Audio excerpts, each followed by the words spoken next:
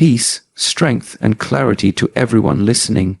Today, I want to speak to the warriors walking the spiritual path, the seekers, the chosen ones, those who feel the weight of inner battles while striving to uphold higher truths. We often hear stories of spiritual enlightenment, of rising above temptations, of mastering one's desires. But what is rarely spoken about is the silent war that many chosen ones fight in the shadows, the intense struggle with lust. Not because they are weak, but because they are powerful, not because they are impure, but because they carry light that dark forces seek to dim. Even great masters have walked this razor's edge. As Shi Heng Yi teaches, the journey to mastery is not about denying struggle, it is about understanding it. Lust is one of the most ancient, raw, and misunderstood energies.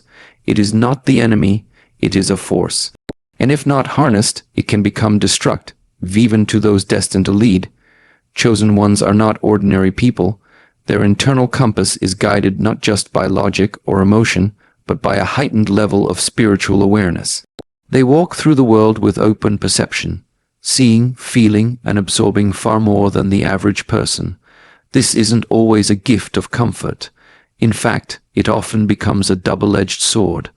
Energetic sensitivity means they don't just interact with the world, they absorb it. The subtle energy of a room, the tension in someone's voice, even the unspoken desire in someone's glance doesn't go unnoticed. Every gesture, every vibration, every emotional shift in their environment registers deep within their psyche. And when it comes to sexual energy, which is one of the most primal and potent forces in existence, it's felt with overwhelming intensity. To most people, lust is a momentary thought, a passing distraction. But to the chosen one, even a casual interaction can trigger a cascade of sensations, waves of energy that stir both body and spirit. They may walk into a space and feel desire that isn't even theirs. They may be haunted by images, dreams, or impulses that feel foreign but latch onto their awareness like static. This level of sensitivity can be both confusing and exhausting. It leads them to question, why do I feel this way? Why can't I shake this energy? Why do I sense desire when I wasn't even thinking that way? The truth is, they are tuned into a deeper current that many around them cannot feel, much less understand. And yet, despite this deep perception, chosen ones often carry shame about their lustful thoughts or feelings. They feel like they should be above such temptations. But what they often don't realize is that their spiritual radar is constantly picking up signals from the emotional and energetic realm, including unspoken sexual energy from others. It's not always about personal desire, it's also about energetic influence. This constant exposure to such energy creates an internal battlefield. They may find themselves aroused, distracted, or emotionally triggered without a clear reason why. This is especially true in today's hyper-sexualized society where provocative imagery, sounds, and stimuli bombard the senses at every turn. For the energetically sensitive, this isn't just background noise, it's a direct hit to the nervous system. Over time, without proper training or understanding, this sensitivity can become a source of mental unrest. It can lead to intrusive thoughts, fantasies, and urges that feel out of alignment with their spiritual goals. It's not because they're perverse or undisciplined, it's because they are deeply open, and that openness, when unguarded or ungrounded, makes them vulnerable to energies that others simply shrug off. This is why spiritual disciplines like breathwork, mindfulness, celibacy, and meditation exist, not to shame desire, but to help sensitive beings like chosen ones harness their energy instead of being controlled by it. There is a spiritual law often misunderstood by those who walk the sacred path. The higher you rise, the more you are targeted. The chosen ones, those selected for divine purpose, leadership, and transformation, are not just admired by forces of light, they are challenged by forces of darkness. And one of the most persistent weapons used against them is lust. Lust is not just a biological urge, it is a form of psychic pressure. It is a tool that has been used across centuries to bring down prophets, kings, warriors, and sages. Not because they were evil, but because they were dangerous to systems of control. The spiritually elevated hold light. That light disrupts darkness, and to neutralize that light, the dark does not always use fear or violence. It often uses seduction, pleasure, distraction. When a chosen one begins to ascend, when their consciousness sharpens, when their energy purifies, when their mission clarifies, their vibrational frequency begins to shine. That radiance becomes a beacon, attracting both people who are inspired by their presence and energies that want to dim their fire. Lust becomes an entry point, a crack in the armor. It tempts the mind, weakens the discipline, clouds the clarity. Unlike other temptations, lust appeals directly to the primal self. It bypasses logic. It engages the body, the hormones, the emotions. It brings momentary pleasure, but often leaves a spiritual void. For chosen ones, the fall is not just personal, it's energetic. Their frequency drops, their focus scatters, their connection to divine wisdom becomes fuzzy. They feel guilt, confusion, and dissonance. What makes this more dangerous is that lust often arrives not in the form of obvious sin, but through charm, beauty, emotional intimacy, and even spiritual connection. It disguises itself as love, admiration, or destiny. Chosen ones often meet people who appear to be soulmates, but are actually distractions in disguise. The attraction feels intense, magnetic, irresistible, yet it leads to detachment from the higher self. The enemy knows it cannot stop a chosen one through brute force, so it seduces them into stopping themselves. This is not accidental, it's spiritual warfare. It's why monks, sages, and warriors of old isolated themselves, practiced celibacy, and underwent extreme disciplines. Not because desire is evil, but because they knew their calling was too important to risk being derailed by unguarded desire. As the spiritually elevated rise, they become more magnetic, not just physically, but energetically. They draw attention, admiration, flirtation, and sometimes even obsession from others. But with that magnetism comes vulnerability. Lust begins to whisper, "You deserve this. You've been alone too long. You've worked hard, just a little escape, just one moment, and that moment can open doors that take years to close." This is not about shame. It is about awareness. Chosen ones often struggle with lust not because they are lost, but because they are advancing. And the more they grow, the more strategic the attacks become. One of the most silent traps that chosen ones fall into is the false belief that denial equals discipline, that suppressing lust means they have conquered it, that if they ignore it long enough, it will simply go away. But suppression is not mastery. In fact, it is one of the most dangerous practices on the spiritual path, especially when dealing with primal forces like lust. From a young age, many chosen ones are taught to fear, reject, or feel ashamed of their sexual energy. Whether it's due to religious doctrine, cultural norms, or spiritual teachings that emphasize purity, they receive the message that desire is sinful, unclean, or a threat to their soul. Instead of being guided on how to understand, channel, and integrate this powerful force, they are told to bury it. So they do, they hide it, they push it down, they act like it doesn't exist. Outwardly, they become the picture of discipline, control, and righteousness.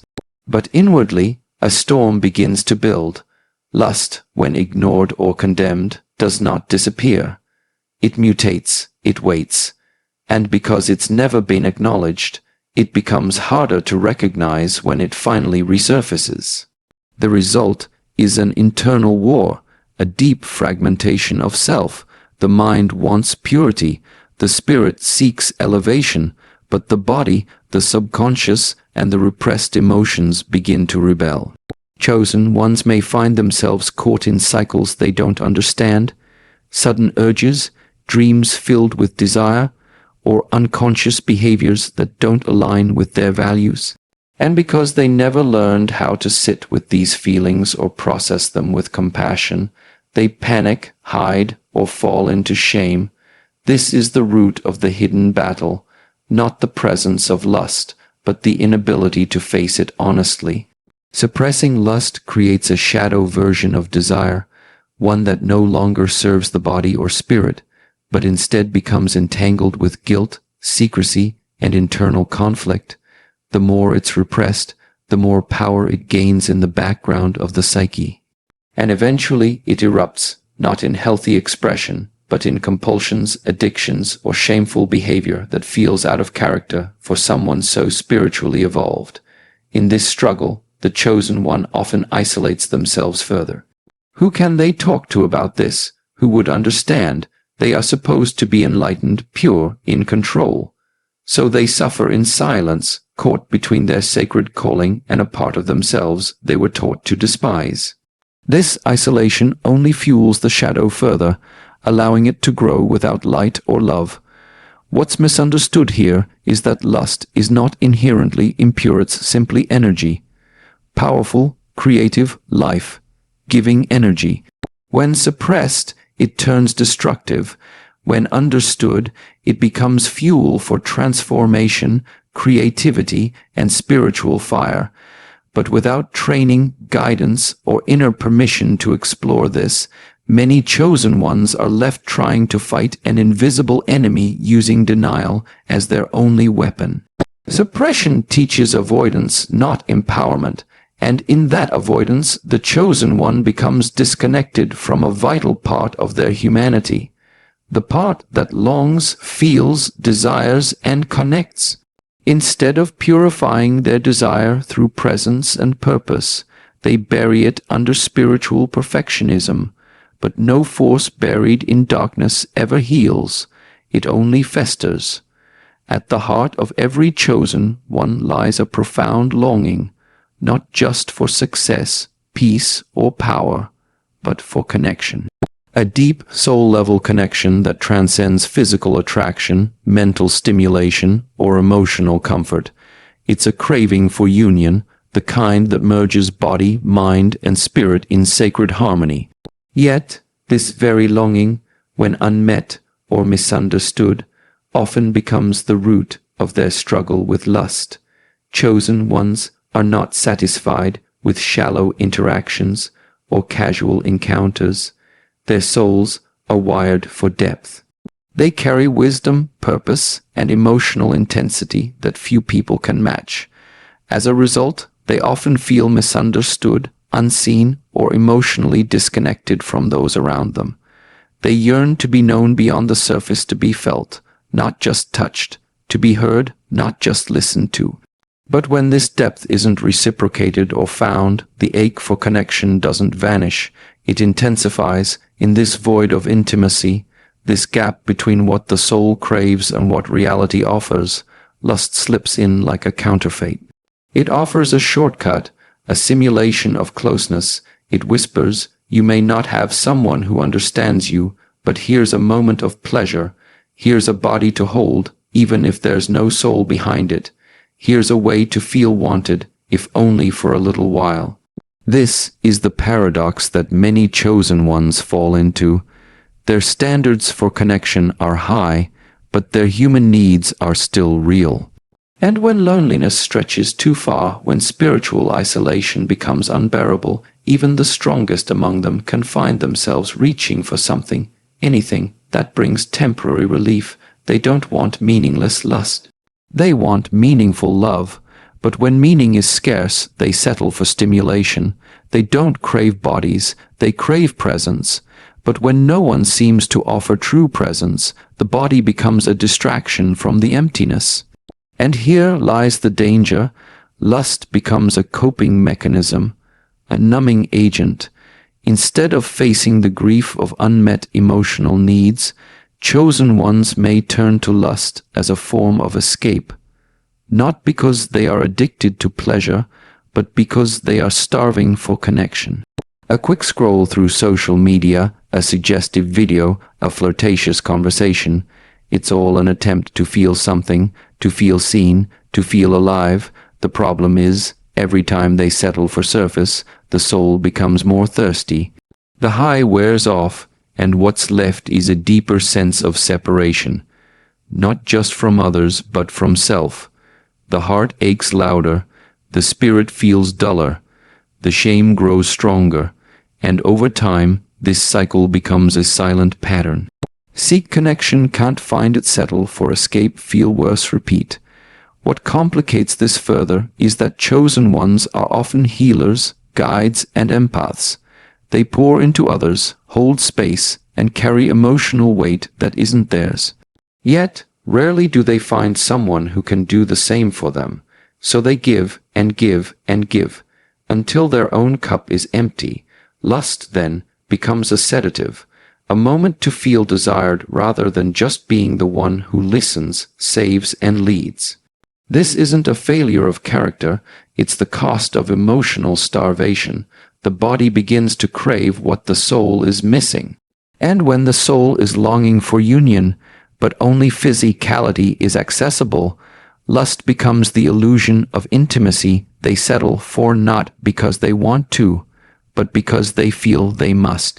One of the least understood aspects of human nature, and one that especially affects chosen ones, is the energetic link between creativity and sexuality. At their core, both creative energy and sexual energy originate from the same life force within us, the energy of generation, expansion, expression, and transformation. This is not merely symbolic, it is biological, psychological, and spiritual. And for chosen ones, this truth holds immense weight. The same energetic source that drives someone to compose music, paint a masterpiece, speak powerful truth, or build visionary projects is the very same energy that fuels sexual desire. It's primal, it's powerful, it's meant to create. Whether that creation is life in the form of a child or legacy in the form of ideas, it all flows from the same river. Shi Heng Yi and other spiritual masters often teach about the management of this internal power, what some traditions call Kundalini, Kai, or creative fire. When this force is not given direction, when it is not channeled, expressed, or transformed, it does not disappear. It stagnates, or worse, turns inward. This is where the struggle begins. For many chosen ones, life often involves periods of stillness, isolation, or waiting. Their visions are big, their timing is divine, and the world may not yet be ready for what they carry. In these gaps between action and manifestation, their creative force has nowhere to go. It builds up within them like steam in a sealed container. If it is not released through purposeful creation, it seeks another outlet. Most often, that outlet is sexual. This explains why periods of spiritual or creative stagnation often coincide with increased sexual tension. The body becomes restless, the mind distracted, the soul uneasy. Lust appears not because the chosen one has lost discipline, but because their energy has no task, no outlet, no mission at the moment, and energy, by its very nature, demands motion. What makes this even more complex is that chosen ones are often born creators, innovators, healers, and communicators. Their minds are wired to build. Their spirits long to give form to the invisible. But when they are caught in jobs that drain them, relationships that stifle them, or environments that do not inspire them, their natural flow is blocked. The same inner power that could write a book, launch a movement, or speak life into others begins to accumulate with no direction. In that pressure, lust becomes a quick-release valve. It provides a temporary sense of release, of movement, of something happening, because the soul is screaming for expression. The body feels this and interprets it as desire. But underneath the surface, what's really happening is the misuse of sacred energy, not out of malice, but out of ignorance and frustration. The tragedy is not in feeling lust. The tragedy is in not realizing what it really is: unspent creative fire. This is why many spiritual disciplines emphasize the importance of channeling sexual energy into creative pursuits, not because sex is wrong, but because the energy behind it is sacred, and it must serve something higher when you are called for a higher purpose. Writing, speaking, dancing, building, serving, these aren't just tasks. They are rituals of transformation that transmute raw energy into purposeful living. Without these creative rituals, chosen ones find themselves in dangerous energetic territory. Lust takes over not because they are immoral, but because their gift has gone unused for too long. Their voice has been quieted, their hands haven't built in weeks, their vision has been buried under routine. And in that silence, their sacred energy turns to longing. Longing becomes distraction. Distraction becomes compulsion. Compulsion becomes shame. And the cycle repeats, not because they are undisciplined, but because their power was never meant to sit still. One of the most overlooked struggles of the chosen ones is their deep and persistent sense of isolation. This isolation is not just physical. It's emotional, mental, energetic, and even spiritual. It doesn't matter how many people are around them, how many followers they have, or how socially skilled they appear. The truth is, the higher the calling, the lonelier the path. Chosen ones are often set apart early in life. They think differently, feel more intensely, and question things others take for granted. Their perspectives may seem too deep for those around them. Their silence may be misunderstood as arrogance, and their emotional sensitivity seen as weakness.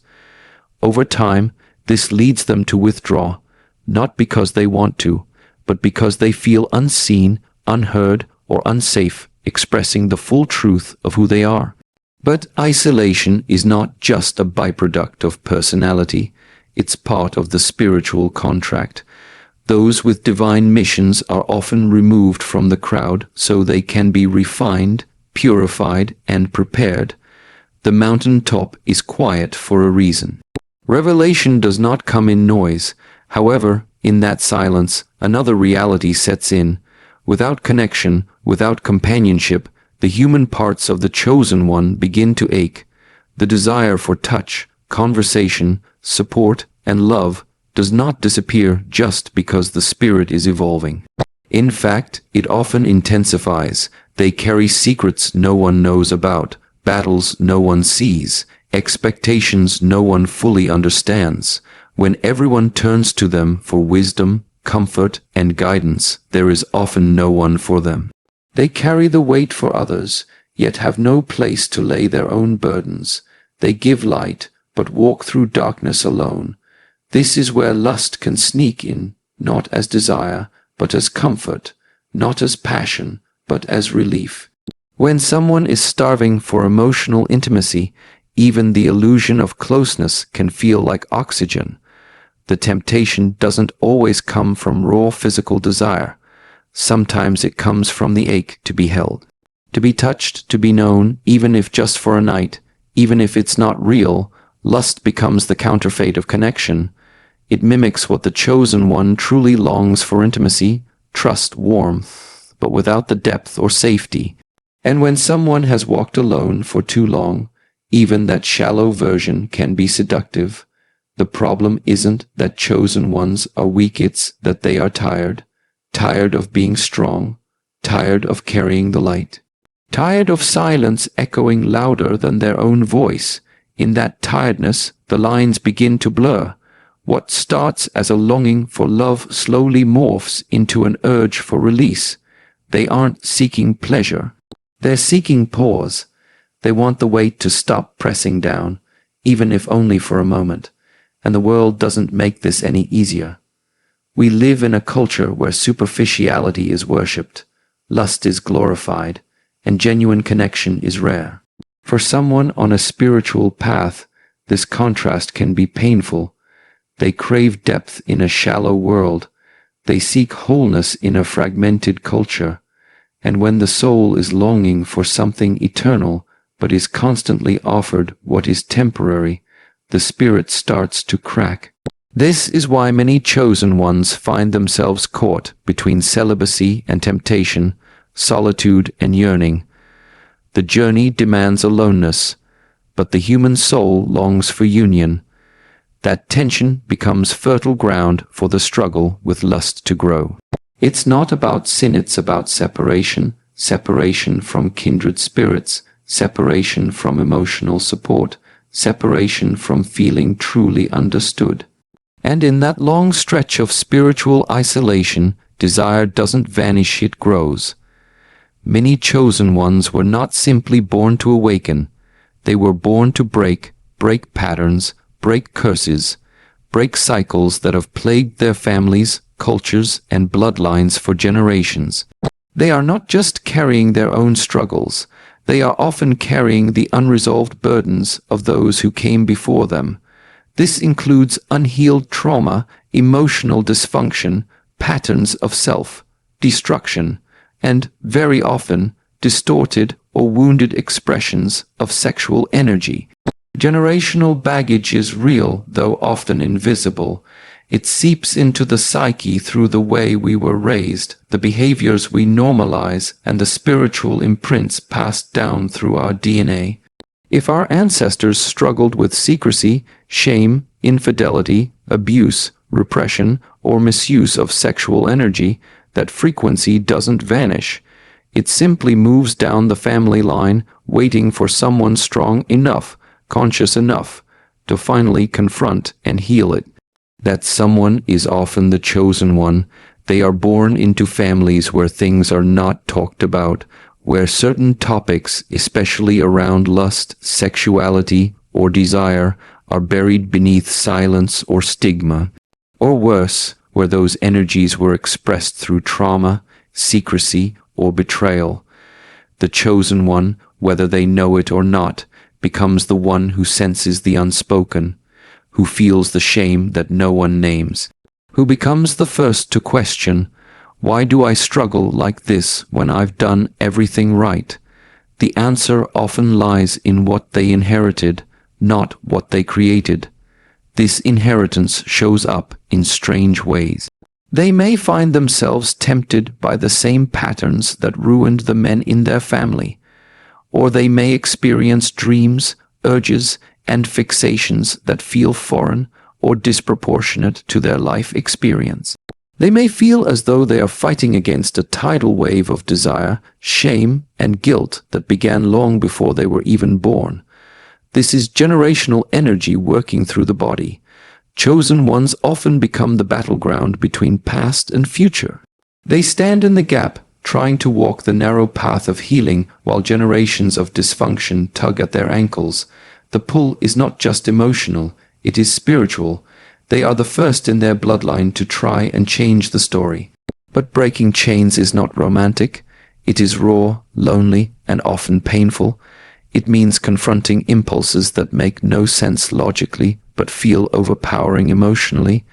It means waking up in the middle of the night haunted by cravings that don't match their values. It means feeling tempted, ashamed, and confused, and not knowing why. The reason is that they are not just healing for themselves. Every time a chosen one resists a pattern, they are interrupting centuries of repetition. Every time they pause instead of acting on impulse, they are rewiring the ancestral code. Every time they choose transparency over secrecy, discipline over indulgence, and love over lust, they are breaking an invisible chain that bound those before them. But until that healing process is complete, the battle rages within. They are often the first to look into the mirror of generational trauma and say, "It ends with me." But just because they made the choice doesn't mean the temptation vanishes. In fact, it often intensifies because every old spirit, every generational wound, fights to stay alive, and lust, being one of the oldest and most deeply embedded patterns, doesn't leave without resistance. The chosen one, then, must not only face their own thoughts, desires, and habits, but also confront the ghosts of their lineage, the whispered lies, the suppressed traumas, the inherited beliefs around shame, pleasure, and worth.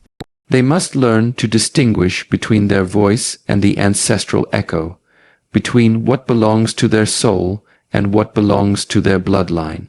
This is the unseen war they are fighting, a war not just for themselves, but for everyone who came before them and everyone who will come after. So now, if you are a chosen one, and you felt the silent pull of lust, if you've fought battles in the dark that no one claps for, if you've wept in guilt or confusion, wondering how someone with such spiritual depth could be so tempted, know this: you are not broken, you are becoming. The intensity of your struggle is not a sign of your failure. It's evidence of your power.